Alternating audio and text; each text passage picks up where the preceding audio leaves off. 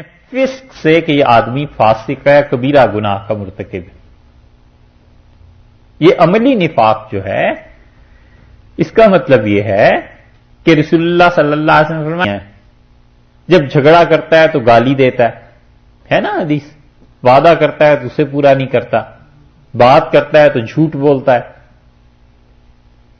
اور ایک جگہ آیا ہے کہ آپ نے فرمایا کہ ثلاث من کن فی، تین چیزیں جس آدمی میں پائی جائیں، چار چیزیں ایک جگہ آیا پائی جائیں، آپ نے پکا منافق ہے اگرچہ نماز پڑھتا اور اگرچہ روزے رکھتا. اور آپ نے فرمایا جو بات کرتے ہوئے جھوٹ بولے، وعدے کی خلاف ورزی کرے، امانت رکھو تو خیانت کرے، وَإِذَا خَاصَمَ فَجَرَ، اور لڑائی جھگڑا ہو تو گالیاں دینے لگے.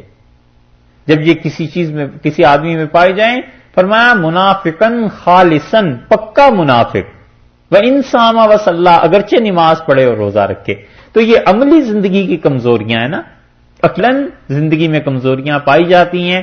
یہ عملی نفاق اسے کہیے یا فاسق فسق کہیے، یہ بات دونوں اپنی جگہ پہ ہے، ہوتی ہے.